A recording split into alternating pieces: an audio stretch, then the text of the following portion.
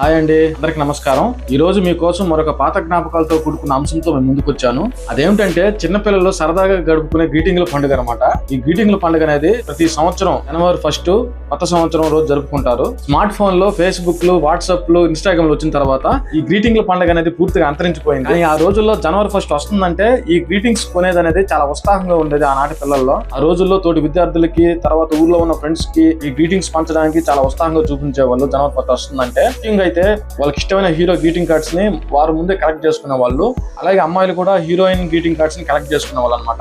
జనవరి 1 రోజు మనం అయితే ఎవరికి ఇస్తామో వాళ్ళ పేర్లు అనేది వెనకాల హ్యాపీ న్యూ ఇయర్ అని చెప్పి వాళ్ళ పేరు మెన్షన్ చేసి ఇచ్చేవాళ్ళు అనమాట. ఈ రోజు నుంచే మన రైటింగ్ బాగలేకపోయినా మన ఇంట్లో అక్కలు గాని అన్నలు గాని ఎవరు రైటింగ్ బాగుంటుందో వాళ్ళ చేత నీట్ గా గుండ్రంగా అక్షరాలు రాయించుకొని పెట్టుకునే వాళ్ళు అనమాట గ్రీటింగ్ కార్డ్స్. ఆ సరదాగా భలే ఉండేది అనమాట అప్పట్లో. అలాగే మగపిల్లలు తోటి బాయ్ ఫ్రెండ్స్ కి ఇచ్చేటప్పుడు సరదాగా క్యాజువల్ గా ఇచ్చేసేవాళ్ళు. అదే ఆడపిల్లలకి ఇచ్చేటప్పుడు ఎవరైనా చూస్తారేమో అని చెప్పి భయపడితే ఇచ్చేవాళ్ళు అనమాట. గ్రీటింగ్ కార్డ్స్ చేస్తారని, కామెంట్ చేస్తారని. అలాగే ఆ రోజుల్లో ఈ గ్రీటింగ్ కార్డ్ అనేది 25 పైసలకే దొరికేది. అంటే రూపాయికి 4 కార్డులు వచ్చేది. అలాగే ఆ రోజుల్లో కూడా గ్రీటింగ్స్ కార్డు పంచే విషయంలో కూడా వేరియేషన్ ఉండేది.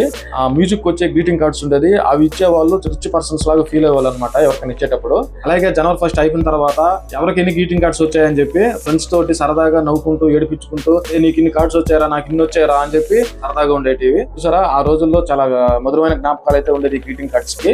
ఈ రోజుల్లో అయితే ఈ వాట్సాప్, మెసెంజర్లు, ఇన్స్టాగ్రామ్స్, ఫేస్బుక్ ఏం వచ్చిన తర్వాత అటువంటి మెమోరీస్ అనేది పూర్తిగా అంతరించిపోయింది. సో మన కంటెంట్ లో భాగంగా ఈ రోజు అయితే అంతరించిపోయిన గ్రీటింగ్ కార్డ్స్ గురించి చాలా తెలుసుకున్నాం. మీరు కూడా ఆ రోజుల్లో ఇలా గ్రీటింగ్ కార్డ్స్ మీకు ఇష్టమైన ఫ్రెండ్స్ కి పంచుంటే మన కామెంట్ లో తెలపండి. ముఖ్యంగా మన జైన్ యూట్యూబ్ ఛానల్ ని సబ్స్క్రైబ్ చేసినటువంటి అభిమానులకు గానీ, ఫేస్బుక్ లో నన్ను ఫాలో అవుతున్న అభిమానులకు గానీ, ఫ్రెండ్స్ కి గానీ అందరికీ మనస్ఫూర్తిగా కొత్త సంవత్సరంలో అడుగు పెడుతున్న సందర్భంగా నూతన సంవత్సర శుభాకాంక్షలు తెలుపుతున్నాను. సో మరొక పాతకాలం అంశంతో మళ్ళీ మీ ముందుకు వస్తాను. అంతవరకు ధన్యవాదాలు.